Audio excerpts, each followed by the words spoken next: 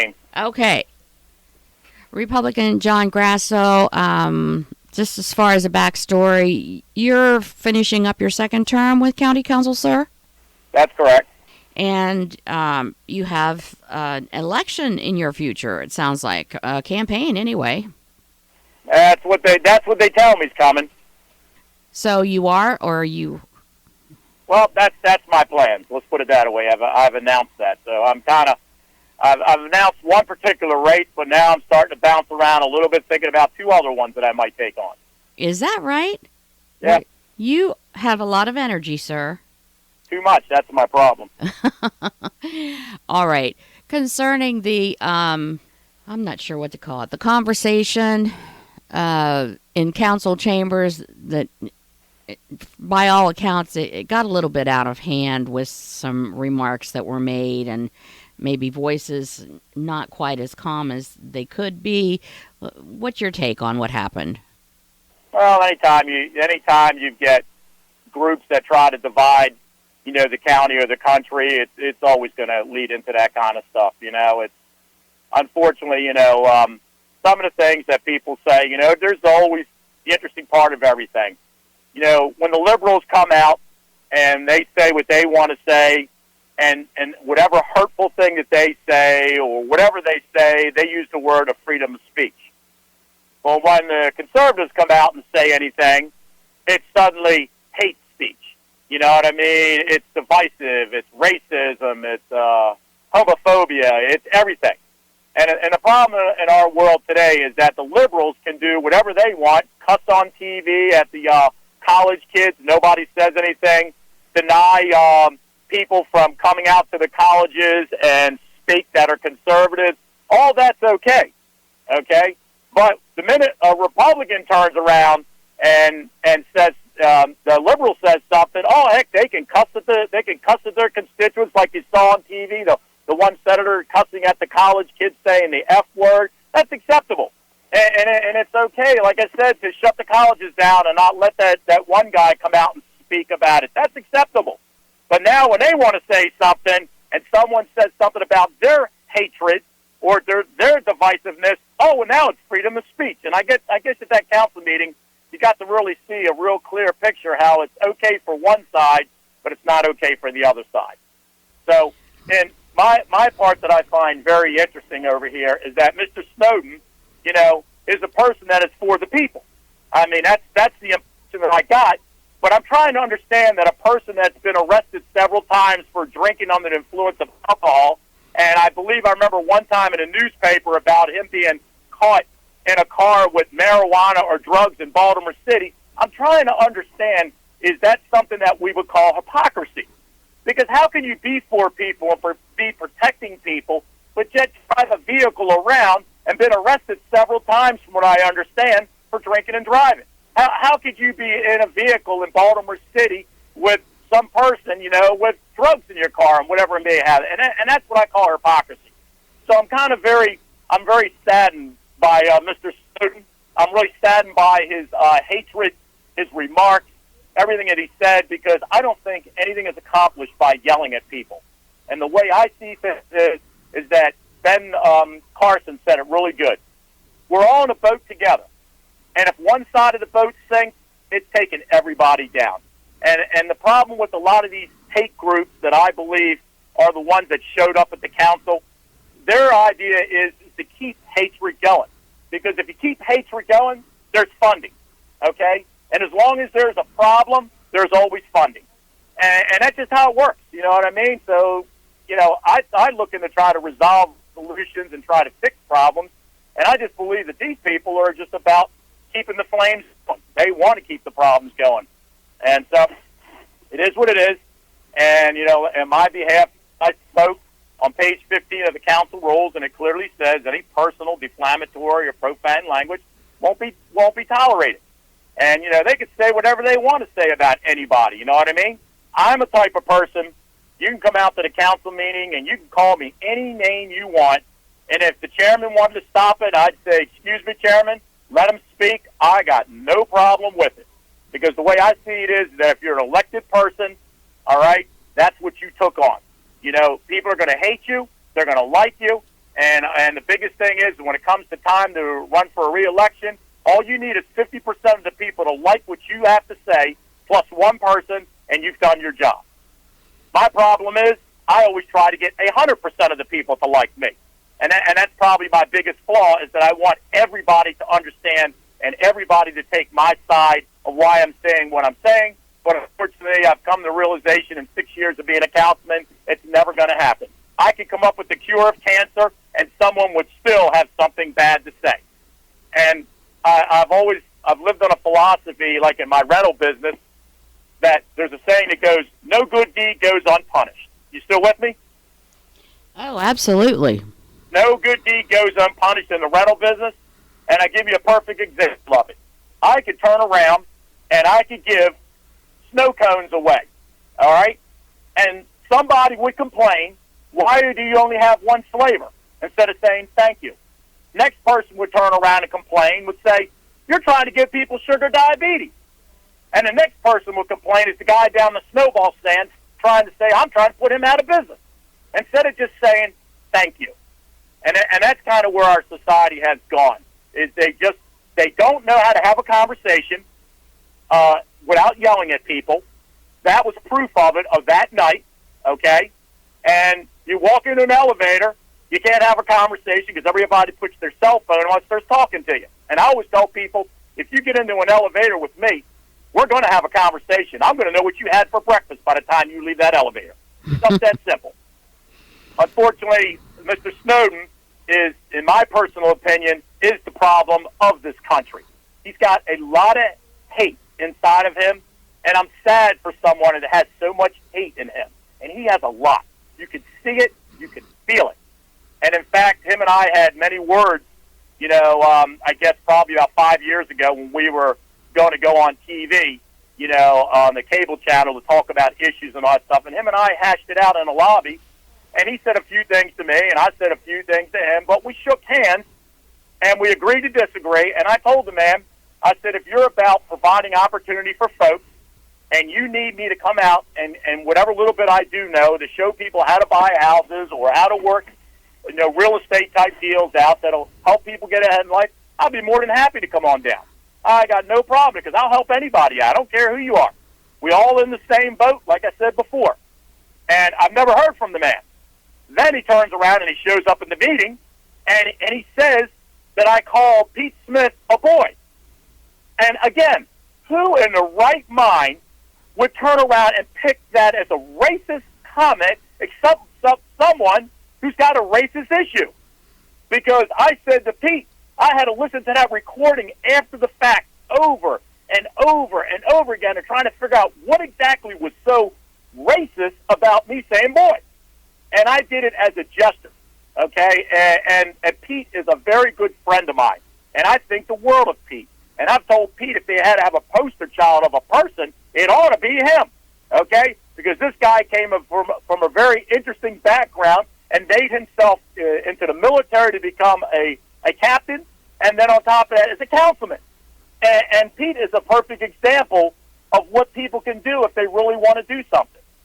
So when I make a comment to Pete, he makes a nice opening statement, and he told his story of what happened to him. I had tears coming out of my eyes. I felt so bad. And then to turn around and for Carl Snowden to say, Mr. Grasso, in this year, it is not properly correct to refer to an African American as an African American boy as a boy. I'm thinking to myself, only a sick, demented mind could come up with something out of such a genuine, beautiful statement of, I sat there, I was the only one that stood up on that council and applauded Pete Smith for a beautiful testimonial, even though it was a bad situation of what that man did. And there was no racist tension, no racist tendency whatsoever put towards Pete Smith by saying that word, boy. I didn't even catch my word, didn't even catch myself saying it. In fact, many of the council people didn't even catch me even saying it. Didn't even know what I was talking about it. And then I had a friend of mine kept playing it over and over again. You can hear this right here, John. It was such a quick bleep that come out like that. Only a mind that has such hate could possibly say something like that. And so, like I said, my heart goes out to Carl Snowden. It really does. But that man has got some serious issues, and he's not going to bring his issues to me because I am not going to be the hatred type person that I believe that man is, and I'm really saddened for him. I feel sorry for a man like that. Maybe he had a lot of bad times in his life. You know, Pete Smith had some examples of situations that happened in that life. But I'll tell you what, you can see the difference between Carl Snowden and you can see the difference between Pete Smith. I got Pete Smith that doesn't have hate in his life, and it had all the reason of some of the things that happened before him, but yet Pete will come up to you, hug you, and always got a smile on his face and say, how are you doing today? Carl Snowden, on the other hand, will turn around and try to divide the people of Anne Arundel County and will nitpick and try to take something that was just a general conversation as a racism-type remark. And I pity that man. I really pity that man. So there's your two examples of two different people. What else you got for me? Well, that was quite a mouthful. Let me catch up a minute here. So, and I am not taking one side or the other. We just wanted to present both sides because this is a national conversation. I don't have to tell you that the racist issues across the nation are heightened. They're heightened in Anne Arundel County. They're heightened because of a noose that two teenagers left as a prank, and it's a terrible, terrible connotation attached to that. They're heightened because a 22-year-old from Severna Park is being accused in an alleged hate crime that wound up killing a young man who had everything to live for and was African American. I don't need to tell you what the backdrop of all this conversation is. So basically, based on those facts, considering all those facts, is there anything that happened, that transpired from your perspective on your part in the council chambers that you would like to revisit, revise a statement, make it, I don't know, can we make this better? Well, unfortunately, I think the first thing that needs to, I think if you're going to correct this issue, it's like everything that I've always seen before. It is lack of education. It's people are misinformed about many things. And I think probably one of the issues that, one of the issues that I will always tell to everybody, that there isn't any difference between me, you, Carl Snowden, Pete Smith, anybody on the council. There really isn't any difference between any of us. Because when you get through all this racial BS, because that's what it basically is, it's garbage, when you get through all that, everybody wants the same thing, okay? They want probably a home, they want time with their family, they want food on their plate, and probably a vacation. So if you put all that together, no matter who you are, how you walk, what you look like, everybody wants the same thing. And the fact of the matter is, we should celebrate diversity, but not celebrate diversity to a point that it shows us that why we are so different from each other. We should celebrate why we are more alike than to celebrate our diversities. And sometimes what happens is when you have like an Italian group celebrating Italians or the Irish or the African Americans celebrating, what you're doing in an indirect way is you're separating us again. You're showing people why the Italians are different, why the Greeks are different, why the African Americans are different. And sometimes I think that's a very slippery line right there because you're in an indirect way separating groups. You're making different teams. Instead of being just one team, the American team or the human race, that's the way you should go. And I get annoyed when we have these special days for this group of people and a special day for this group, because then you're just keeping separation. So my thing is to solve this problem is one thing that I believe is education, to educate people and the kids as they grow up and go through the school system to show them that, hey, we're all the same. We all bleed the same. We all want the same. Ignore people that are trying to separate us to make us look different than somebody else because, you know, outside features doesn't mean anything because a heart is a heart. And if you care about somebody, you care about somebody. That is it. It doesn't matter what they look like. I care about anybody. I don't care what they look like. If they're having a hard time, I'm going to help them. I got enough proof and enough record to show that. So the education is a big issue, and I think another issue that also that is ultimately what's going to happen is that I believe racism will phase itself out. because you still have people that are from the old school that think that we're all so much different. And as they get older, they pass away, and their kids start to listen less and less to what their parents said, and then they have kids, and they listen less and less to what their parents said, and then eventually it becomes just a talking point. It really doesn't matter anymore because no one really cares.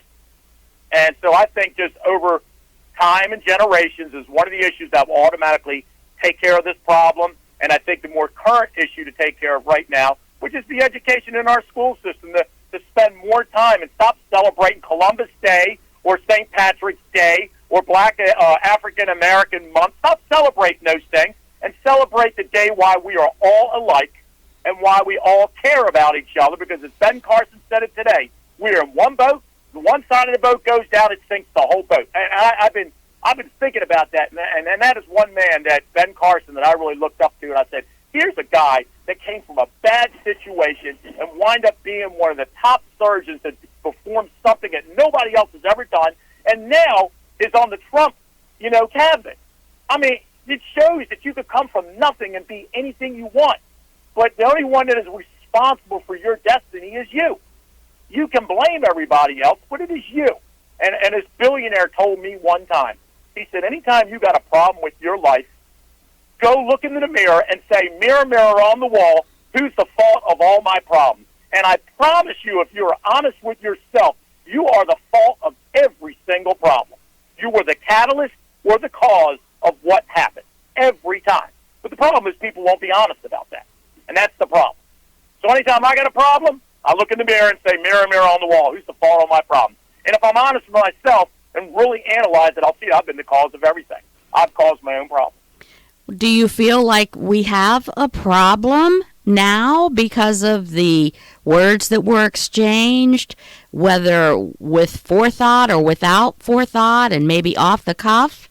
Do we have a problem? Well, it depends on what you say, have a problem. Words were exchanged. Where exactly are you talking about? Well, I'm talking about race relations, I guess, because that seems to have been the pivot point for some who, from their perspective, things are black and white in a lot of instances. For someone who is not an African American, they don't have that same perspective. They weren't born with it. They'll never have it. There's no sense in trying to say that they can put themselves in those shoes or on that path. They're never going to have that same experience. So it is coming from a different perspective.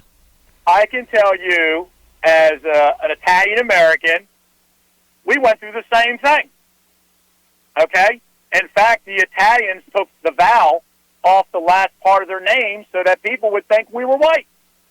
And in fact, my mother told me that when you fill out an application, you check off Caucasian. Okay? Not other. But I can tell you right now, Italians, contrary to, I spoke to this African-American woman who was part of HR. She tried to tell me 3 years ago that the Italians were part of the Caucasian race. And I rolled my sleeve up. I said, you ever seen a Caucasian have beautiful olive skin like that? Okay? We're not. We're not part of the Caucasian race, in my belief.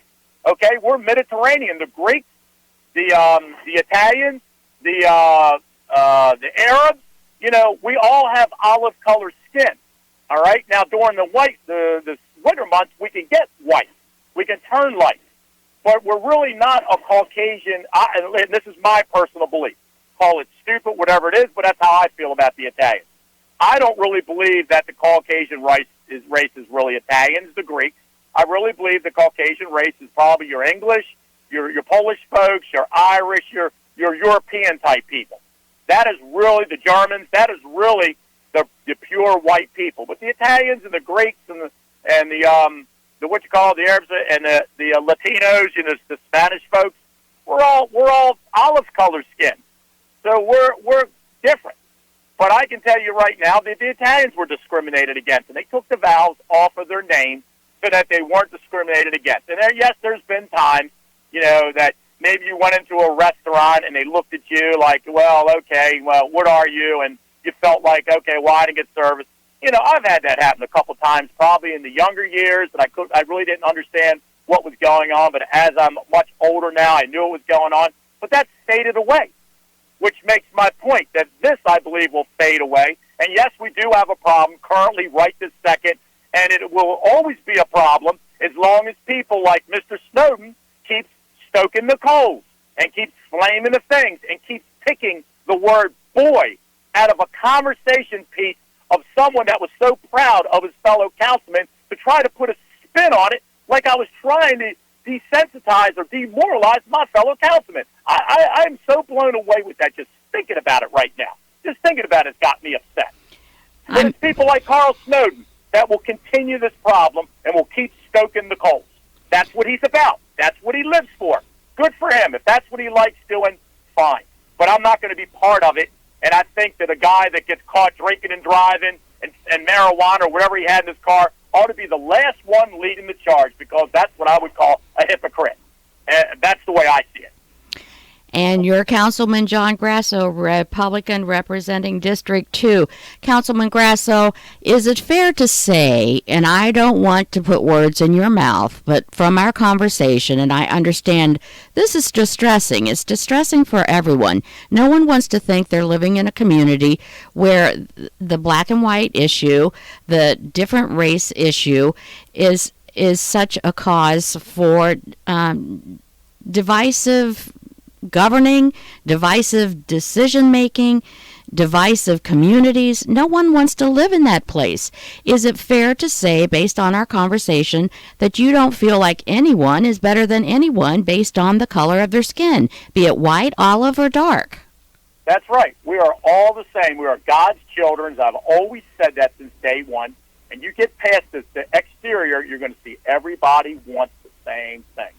Get along, have a family, live in a house, have food on their plate, and again, for the third time, you'll get those people that are just trying to create problems and separate people so that we have these kind of issues.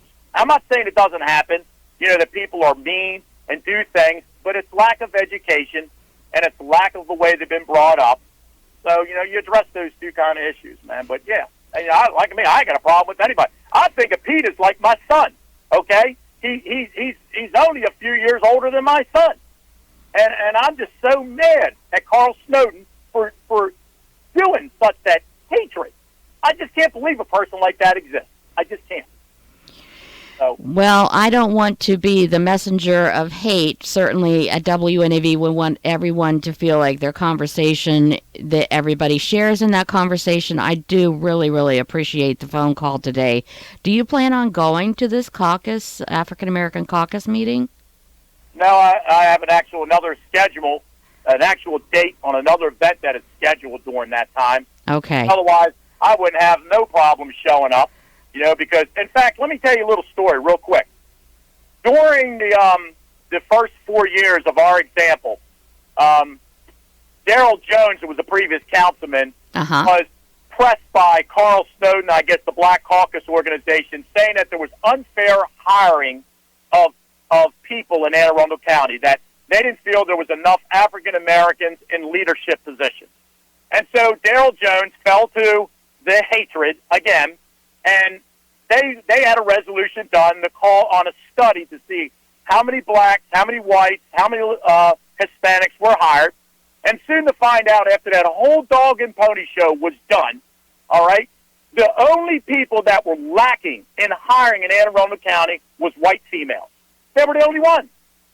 Everything was up in federal guidelines to where we were supposed to be, and I made a comment to HR, so let's get this correct, everybody. The only one that is going to be hired right now is white females. Is that correct? And the HR person says that is correct, Councilman, as long as they apply. Okay?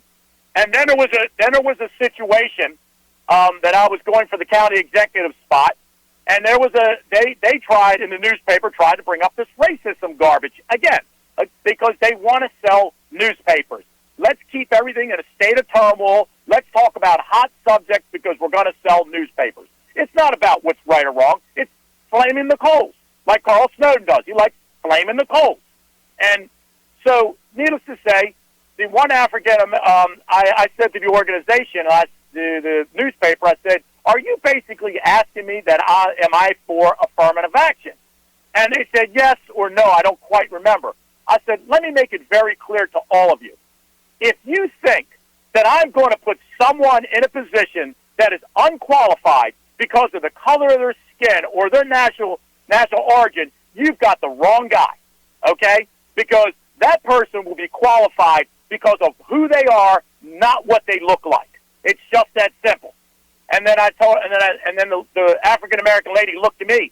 She says, "Really?" I said, "In fact." And I looked at her. I said, "Ma'am, let me tell you something. If I turned around and I had a white or Caucasian male with all these credentials, and I had a minority of whoever with all the exact same credentials, if you think I'm going to pick the minority, okay, because of the bad actions of people 200 years ago, whatever the case may be, you've got the wrong person. In fact, the way I'll decide is I'll flip a coin, assuming that both people are identical in every aspect. I will flip a coin, and I'll let God decide. That's how I'll pick my person." And the lady turned around and said to me, she goes, "Well, you won't get our support." And I said, "I didn't need it last time, and look how it made out today." And it's those kind of people that have the hatred that will never let this settle down. They don't want people to get along. They want this aggravation to happen because they're looking for continuous funding for whatever reason they have. I mean, the Acorn organization was a perfect example of it, okay? They were all about racism and equal rights and all that. But look at the garbage that organization did. They were funding, I think, prostitution or whatever the heck they were doing, and the whole Acorn organization was disbanded because of the garbage that was going on in that organization. It doesn't even exist anymore, if I'm correct, okay? I'm pretty sure I'm right. But that's what they do. They keep the flames going. So I'm not going to keep rambling on. What else you got for me? Well, I don't really have anything else. I mean, I didn't want you to be so upset. I just figure that because there's two sides to every story, and there always are two sides, I'm sure if I were talking and Carl Snowden was in the same room, that he would have examples of blatant racism that has happened in his lifetime that he could point to. Now, as far as his history and driving and, allegations that he was with someone, whatever, I'm not speaking to all that. I just want to know if you feel like everyone's treated equally. Well, no, and I don't feel like everybody's treated equally because, again, I'm going to go back to the Carl Snowden thing, okay? He was caught drinking and driving. That's a fact. I think that's one case that is actually on the book. He got caught a second and third time, and when I ran into him, he told me he was in justification. The interesting part about this guy is I think he was working for the state's attorney's office. He was. And you know what? The interesting part about it is they didn't do anything about it. You know why? Because of the color of his skin. That's why. Had it have been somebody else, a Caucasian, I promise you they would have been prosecuted or fired. Promise you.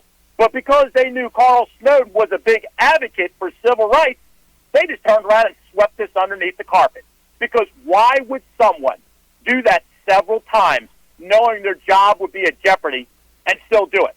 Because he knew, this is me thinking now, my opinion, my freedom of speech, he knew they weren't going to do anything about it because they didn't want to create a crap storm by firing a minority, okay? And so, no, people aren't treated right. In fact, in government, they sometimes have a harder time getting rid of minorities because they don't want it to be accused that they are being racist. And that's the crazy part about this whole deal. So now what we've got is reverse discrimination. If it's a Caucasian, you're out of here. But if it's a minority, well, let's be a little bit more tolerant with them. So the standards aren't the same. Well, I think a lot of people would say the standards are not the same for all employees. Those who may pay for union membership have different representation on the job than those who may be part-time or don't have that same union, quote, protection for their job description, the hours they work, and the rights and benefits that they have. So I think that conversation could go a lot of different directions, in my opinion. The only difference is, here's the difference. The difference with the union representation is not the threat to the safety of people's lives, okay? That's the difference. If you're not doing a great job at your work, yeah, you could work for a union and maybe do something unsafe and operate a crane unsafely, and you can make that argument. operate a crane unsafely and then say, well, that's similar. But this is a situation where a person is driving a loaded vehicle with fuel, okay, and driving around intoxicated. That's the difference. And for the state prosecutor not to terminate that situation and allow it to go on several times, I think it's just going a little beyond of a union representation. Just a little bit too much for me. All right. I just wanted to try and find something that might be a comparable, piece of fruit in the basket to sort of see if your perspective is pretty firm, it seems like, in the place where you stand. Yeah, like I said, I think everybody wants the same thing.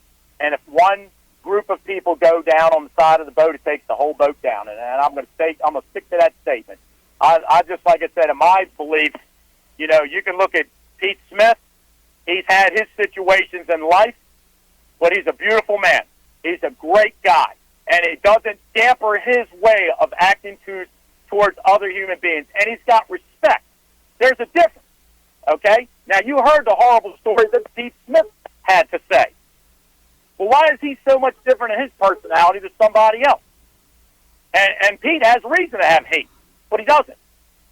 And so, I guess to each his own, and everybody's a different person. But when I see Mr. Snowden, I just look at a person that's got a lot of hate, and to me, a person like that is like kryptonite to Superman. I don't want to be anywhere in a room with a person like that because it's nothing but negative energy. It will do nothing but drain you as a human being, and I just think it's bad. It's a bad situation, very bad. Councilman John Grasso, gosh, I appreciate you taking the time to have this conversation. Like I say, I didn't want you to get all upset. I hope you're not upset at me. But I'm with you. But, I like I said, I am just so mad at that man for accusing my friendship with Pete, to think that it was anything but an endearment or just a gesture of no meaning whatsoever. To pick that apart, I can't believe it. You know what this is like? I'm going to give you an example of how hot I am right now. I told everybody that I was going to finance my own campaign and give my salary away. Okay? And you're still with me, right? Yes, sir. Okay. And lo and behold, the Maryland Gazette didn't believe me, and they sent 2 auditors out there, the newspaper, to add up my receipts to see if I did what I was going to do. Now, the crazy part about this whole deal, they acknowledged I did what I was going to do, but then I had the newspaper saying, well, Grasso did what he was supposed to do in interpretations. Basically, it wasn't good enough for them. In other words, because I give to 501c3, my charitable contributions in their eyes wasn't good enough, even though it meant something to me. Okay? And I just couldn't believe that someone could say something so horrible about someone who's trying to do good by the people. And I feel right now so mad inside how that Maryland Gazette portrays that. It's the same thing as when Carl Snowden said, you said boy to a grown man, and in today's society, that is not the proper saying. That's how mad I am right now. Okay? I just couldn't believe that someone actually exists out there like that. And then guess what? I found out there is. So, with that being said. Well, don't be mad at me. Oh, I'm not. I'm not mad at you. I'm not mad at you the least bit, but I just wanted to send the message. Well, okay? I get it. I'm going to try and put something together that, gets the messaging out that, no, you're not a hater. And, yes, you are friends with Pete Smith. You respect Pete Smith, his many accomplishments, and him as a man. That's it. Is that fair? All right. Yeah, I mean, Pete's the type of guy. In fact, of the matter is, pretty much all the council, I would take a bullet for my guy. I mean, I would, because that's what I am elected to do as the chairman, is to look out for my guys. And if I think any of them is under attack, I don't care who they are, I'm going to come to their defense unless they tell me otherwise to back off. That's just me. And the way to insult me more than anything is what that Carl Snow did. That has just got under my skin to no end. To think I take a bullet for Pete. Pete means that much to me. He's my friend. Okay, it's just simple. And that piece of garbage, Snowden, to say something like that, man, I can't stand that man. You just have no idea how mad I am right now. Well, I think that as long as Pete Smith, whom by all accounts is a man that you respect and have a positive relationship with, as long as it's not affecting that relationship, maybe we should kind of let this go a little bit with Mr. Snowden. Yeah. Well, like I said, What do you think? That's probably it's because you know what it is. At the end of the day, all this hate and mad doesn't do anything for anybody. You're right about that. On that, we agree. And that's it. And that we agree. Thank you, sir, for your time today. And I feel so much better that I've had the opportunity to vent my inner feelings. I thank you for that. Is there anything that we've talked about that cannot be used in an on-air venue? Like, what are you trying to say? Like, a little bit better for me. Like, since I told you we were going to record for a broadcast report, is there anything that you've said that you would choose not to be broadcast? No, because I think everything I said was generalization, and it can be investigated, and, you know, it is what it is. I mean, I've given you facts about, you know, what I believe, and that's it. So. Well, I'm not going to dice this up. It's not going to be anything out of context. It's going to be as the conversation evolved. If that's all right with you, we're going to run something with it, okay? Absolutely. And I do appreciate your time, sir. You're welcome, dear. Take care. Have a good day.